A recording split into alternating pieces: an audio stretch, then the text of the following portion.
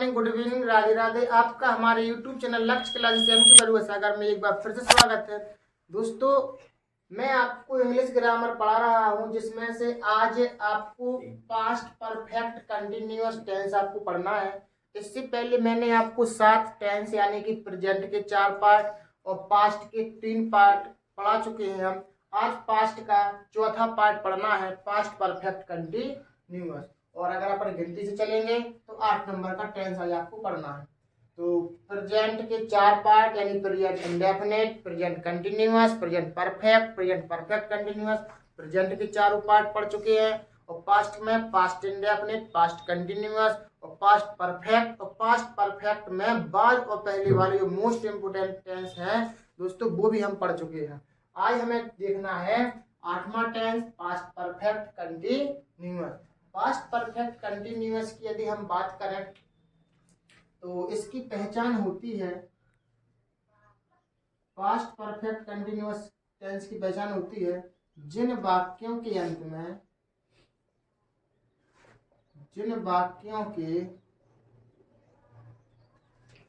में रहा था,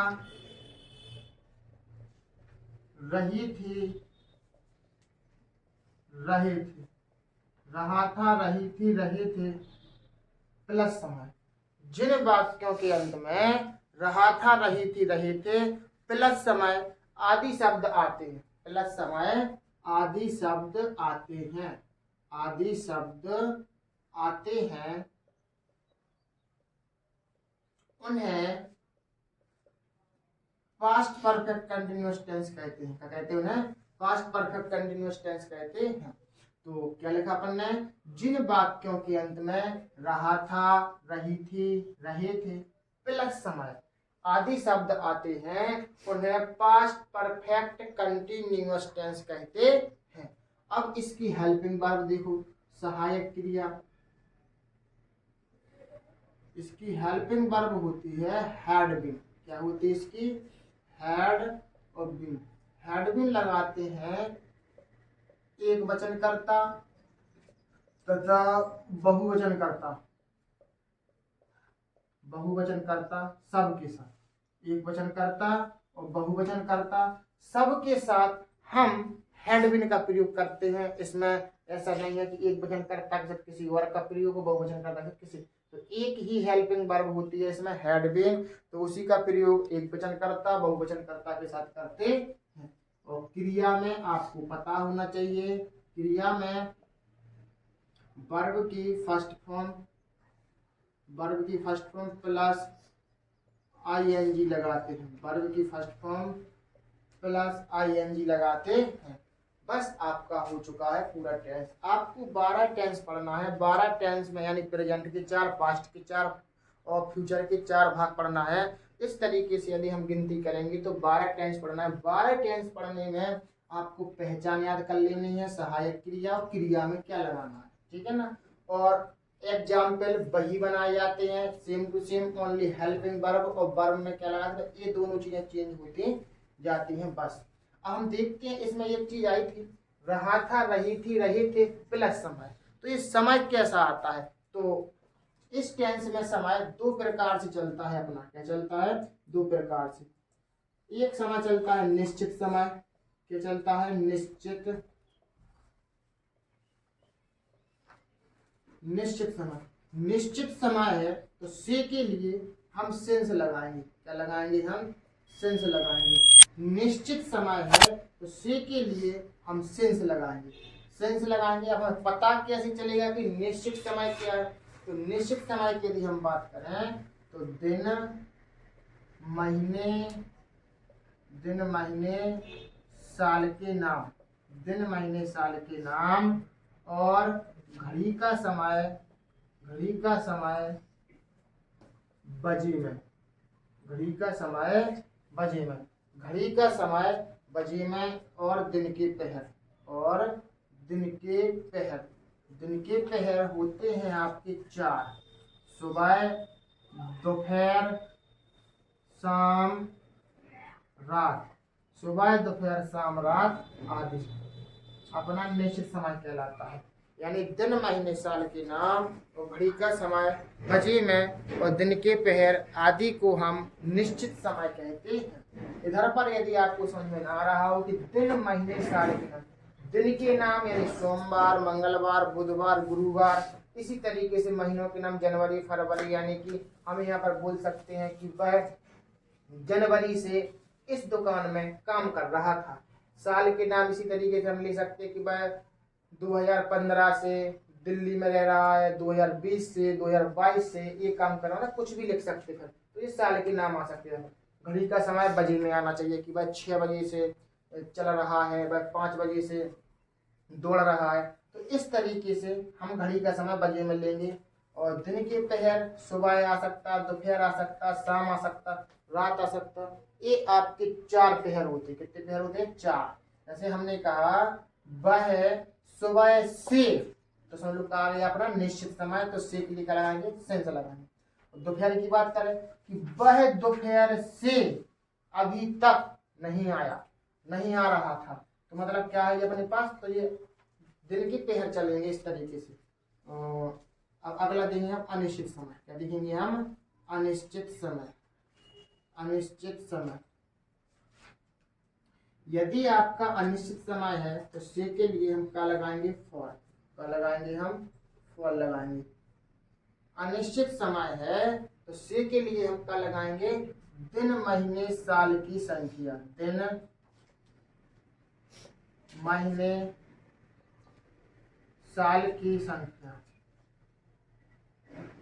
दिन महीने साल की संख्या। घड़ी का समय, घड़ी का समय घंटे या मिनट में। घड़ी का समय घंटे या मिनट में आदि अनिश्चित समय कहलाता है। दिन महीने साल की संख्या, घड़ी का समय घंटे या मिनट में आदि अनिश्चित समय कहलाता है। क्या कहलाता है? आदि अनिश्चित समय कहलाता है। अनिश्चित समय कहलाता है। तो इस तरीके से आपका अनिश्चित समय हो जाता है। निश्चित समय और अनिश्चित समय बहुत ही सिंपल लैंग्वेज में हमने आपको बताया है कि अनिश्चित समय क्या? दिन महीने साल की संख्या। इधर पर दिन महीने साल के नाम आते हैं, इधर पर दिन महीने साल की संख्या। ये 2 दिन, 4 दिन, 5 दिन, इसी तरीके से महीनों की संख्या 6 महीने, 5 महीने, 2 महीने से वो ये काम कर रहा है, मतलब कुछ भी काम लिख सकते फिर अपन वहां पर। साल की संख्या ले लो। घड़ी का समय घंटे में आ सकता है या मिनट में आ सकता कि भाई 2 घंटे से खाना पका रही थी, भाई 5 मिनट से पूजा कर रहा था। तो इस तरीके से अपना आ सकता है अनिश्चित समय। या अनिश्चित समय आएगा तो इससे की अंग्रेजी लगाएंगे हम फॉर लगाएंगे। क्या लगाएंगे? फॉर। अब देखते हैं हम एग्जाम्पल।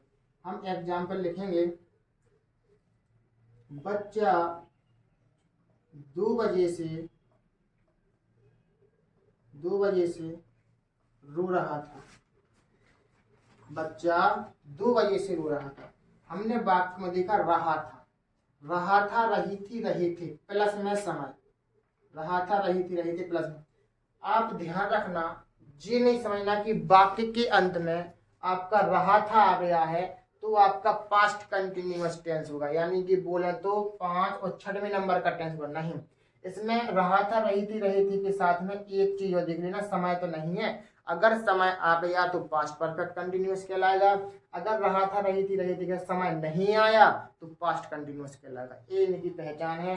कहीं पर भी कंफ्यूज नहीं होना कि जे समझ में नहीं आ रहा कि यहाँ पर भी रहा था, रही थी आ रहा, वहां पर भी रहा था, रही थी। यहाँ पर समय आता है, उधर पर समय नहीं आता है। ठीक है ना? चलो देखते हैं कैसे बनाएंगे। तो बच्चा 2 बजे से रो रहा था। तो रहा था, रही थी, क्या लगाएंगे? हैड बीन लगाएंगे, हेल्पिंग वर्ब। तो बच्चा के लिए क्या लिखेंगे? The child had been. रहा था की अंग्रेजी क्या लगाएंगे? Had been. रोना की क्या लिखेंगे? वीपिंग। क्या लिखेंगे? वीपिंग।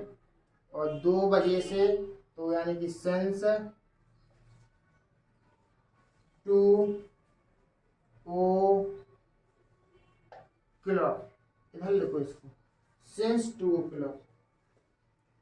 Since 2 o'clock। इस तरीके से हमारा ये टेंस बनेगा। The child had been weeping since 2 o'clock। समय की अंग्रेजी आपको सबसे बाद में लिखना, सिंस 2 o'clock। क्यों लगा रहा है? समय बजे में आ गया, कहाँ में आ गया? 2 बजे से। तो घड़ी का समय कहाँ में है? बजे में है। तो अपना निश्चित समय है, निश्चित समय है तो इस से के लिए, इस से के लिए हम क्या लगाएंगे? सिंस लगाएंगे। क्या लगाएंगे? हम सिंस लगाएंगे। क्या लगाएंगे? सिंस लगाएंगे। अगला एग्जाम्पल देखो, पिताजी सुबह से घर आ रहे थे। सुबह से घर नहीं आ रहे थे। सुबह से घर नहीं आ रहे थे। पिताजी सुबह से घर नहीं आ रहे थे।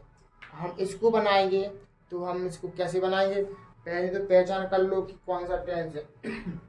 तो रहा था, रही थी, रहे थे प्लस में समय। समय क्या है अपना? सुबह से। क्या है अपनी बात? सुबह से।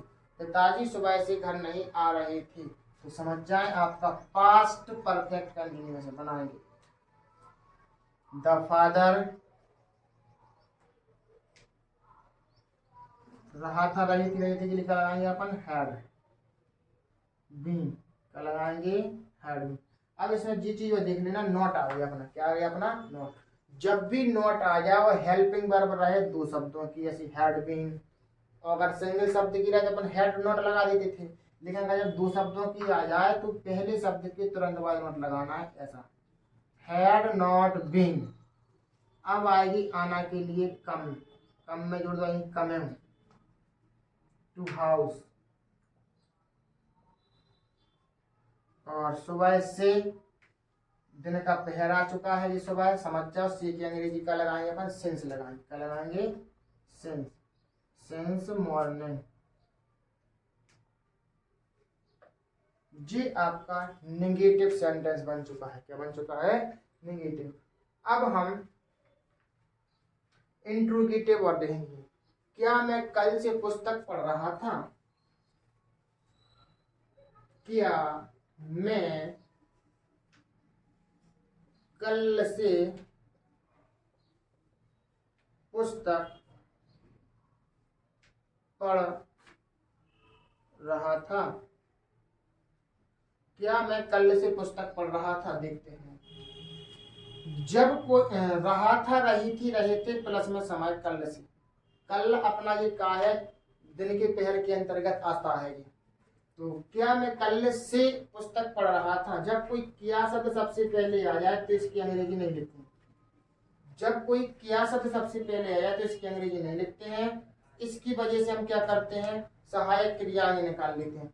तो मैं के हिसाब से हम क्या लगाएंगे? हैड। क्या लगाएंगे? Had. Had I. Had I. 2 शब्दों की है सहायक क्रिया, तो पहले शब्द के बाद नोट लगाना है। नोट नहीं, पहला शब्द आगे निकालो, हैड आई। इसके बाद लिखेंगे हम बीन। Had I been. और पढ़ना के लिए क्या लिखेंगे हम? रीड। क्या लिखेंगे? रीड। रीड में जोड़ देंगे I reading. Had I been reading the book. Reading the book. और कल से अपना ये दिन की पहर के अंतर्गत है, तो इसके लिए कल लगाएंगे मान लो सिंस। Since yesterday. क्या लगाएंगे? Since yesterday. इस तरीके से आपका ये बनेगा कि जब कोई क्या शब्द सबसे पहले आ जाए तो इसकी अंग्रेजी नहीं लिखना है।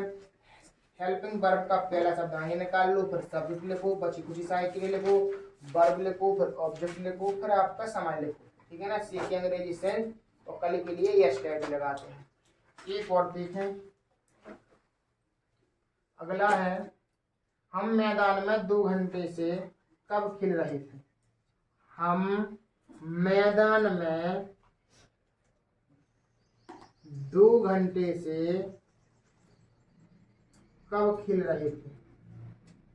कब खेल रहे थे? हम मैदान में 2 घंटे से कब खेल रहे थे? जब कोई प्रश्नवाचक शब्द बीच में आ जाए, सबसे पहले आपको इसी की अंग्रेजी आगे लिखनी है। तो कब के लिए आप क्या लिखते हैं? वैन। और इसके तुरंत बाद आपको क्या लगानी है, हेल्पिंग वर्ब। तो हेल्पिंग वर्ब यदि दो शब्दों की है तो पहला शब्द आगे वैन हैड। अब हम के लिए क्या लिखेंगे, वी, वैन हैड वी, और been, when had we been, और खेलना के लिए क्या लिखेंगे हम, प्ले, प्ले में जोड़ देंगे playing, playing in the field,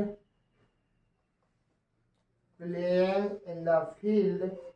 अब आएगी समय की एनर्जी, 2 घंटे से। तो घड़ी का समय क्या है आपका, घंटे में है, टाइम है आपका घंटे में, 2 घंटे से क्या में है, 2 घंटे से, घड़ी का समय घंटे में है। तो आपका क्या है, अनिश्चित समय के अंतर्गत लिखा है घंटे में।